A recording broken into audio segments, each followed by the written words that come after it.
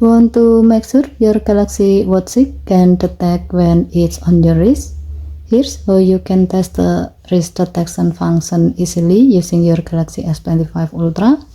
On your phone, head into Settings, swipe down from the top right corner of the screen to open up the Quick Settings panel, and then tap Setting icon. Scroll down the screen to find Device Care. Tap Device Care. Scroll down the screen. Under Additional Care section, tap Diagnostics. Tap Watch Diagnostics. Scroll down the screen. From the list, tap Wrist Detection. Now, just wear your watch like usual.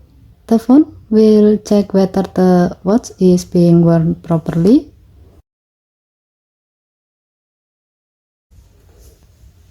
Then tap Start button.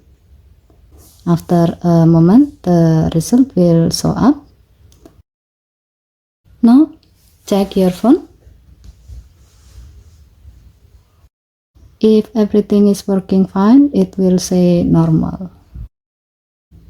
Given to the function, this quick check is helpful if you are facing issues like the watch not locking or unlocking properly, or if health features don't start automatically. Okay, thank you for watching. Please help to like and subscribe. Have a nice day.